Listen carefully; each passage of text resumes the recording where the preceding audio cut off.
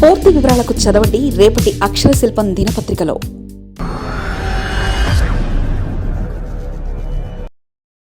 అక్కడ నితీష్ కుమార్, ఇక్కడ చంద్రబాబు. బీహార్ సీఎం బాటలో ఏపీ సీఎం చంద్రబాబు.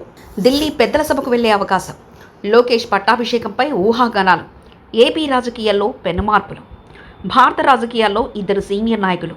ఒకరు బీహార్ చాణక్యుడు నితీష్ కుమార్, మరొకడు ఆంధ్రప్రదేశ్ విజనరీ లీడర్ నారా చంద్రబాబు నాయుడు. ఇప్పుడు ఇద్దరు నేతల చుట్టూ దేశవ్యాప్తంగా ఆసక్తికరమైన చర్చ సాగుతుంది. నితీష్ కుమార్ బీహార్ ముఖ్యమంత్రి పదవికి రాజీనామా చేసి రాజ్యసభకు వెళ్లాలని నిర్ణయించుకున్నారు. ఇప్పుడు అందరి దృష్టి ఏపీ ముఖ్యమంత్రి చంద్రబాబుపై పడింది. మోదీ షా ద్వయం మాస్టర్ ప్లాన్లో భాగంగానే ఈ మార్పులు జరుగుతున్నాయా? బాబు కూడా ఢిల్లీకి వెళ్లి లోకేష్కు పట్టాభిషేకం చేస్తారా అన్న ప్రశ్నలు ఇప్పుడు రాజకీయ వర్గాల్లో హాట్ టాపిక్గా మారాయి. బీహార్ రాజకీయాల్లో తిరుగులేని నేతగా ఎదిగిన నితీష్ కుమార్ అనూహ్యంగా ముఖ్యమంత్రి పీఠాన్ని వదులుకోవడానికి సిద్ధమయ్యారు. రాజ్యసభ నామినేషన్ దాఖలు చేయడం దేశ రాజకీయాల్లో పెద్ద మలుపుగా మారింది. బీహార్లో బీజేపీని మరింత బలోపేతం చేయడంలో భాగంగానే నితీష్ను కేంద్రానికి పిలిపిస్తున్నారని విశ్లేషకులు భావిస్తున్నారు. ఈ పరిణామం ఏపీలో కూడా ప్రకంపనలు సృష్టిస్తుంది. జూన్లోపు ఆంధ్రప్రదేశ్లో 4 రాజ్యసభ స్థానాలకు ఎన్నికలు జరగనున్నాయి. ఈ క్రమంలో చంద్రబాబు కూడా ఢిల్లీ బాట పడతారనే ప్రచారం ఊపందుకుంది. గత కొంతకాలంగా ఏపీ కేబినెట్లో నారా లోకేష్ ప్రాధాన్యత విపరీతంగా పెరిగింది. కీలక శాఖల నిర్వహణలో తనదైన ముద్ర వేసుకున్నారు. విదేశీ పర్యటనల ద్వారా రాష్ట్రానికి పెట్టుబడులు తీసుకురావడంలో లోకేష్ ప్రధాన పాత్ర పోషిస్తున్నారు.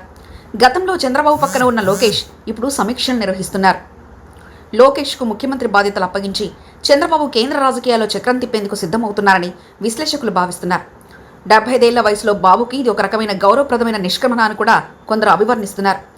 ఇదిలా ఉంటే టీడీపీ శ్రేణులు మాత్రం వారి మద్దతు మీడియా మాత్రం చంద్రబాబుకు రాష్ట్రపతి ఉప ప్రధాని పోస్టులకు వెళ్లే అవకాశం ఉందని ఊదరగొడుతున్నారు. దీనిపై ఇప్పటికే సోషల్ మీడియాలో తీవ్రమైన చర్చ జరుగుతుంది. తెలుగుదేశం సోషల్ మీడియాలో కూడా రాజ్యాంగ పదవిలోకి చంద్రబాబు వెళ్తున్నట్లు పోస్టులు దర్శనమిస్తున్నాయి. అయితే నితీష్ కుమార్ పరిస్థితులు, చంద్రబాబు పరిస్థితులు ఒకటి కావు. బీహార్లో బీజేపీ అతిపెద్ద శక్తిగా ఎదిగింది. అక్కడ నితీష్ పార్టీ జేడీయూ బలహీనపడడంతో బీజేపీ ఆధిపత్యం పెరిగింది. కానీ ఏపీలో పరిస్థితి భిన్నం. ఇక్కడ కూటమికి చంద్రబాబే అసలైన బలం. బాబు లేని కూటమిని ఊహించడం బీజేపీకి కూడా కష్టమే.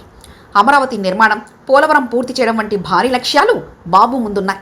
ఇవి పూర్తి కాకుండా ఆయన బాధ్యతల నుంచి తప్పుకుంటారా అనేదే పెద్ద ప్రశ్న. నితీష్ కుమార్ తన ఆరోగ్య కారణాల రీత్యా వ్యక్తిగత మైలురాయి కోసం అన్ని సభల్లో సభ్యుడిగా ఉండాలనే కోరిక ఈ నిర్ణయం తీసుకున్నట్లు ప్రచారం జరుగుతుంది. కానీ చంద్రబాబు నాయుడు 75 వయసులోనూ నవయువకుల్లా పనిచేస్తున్నారు.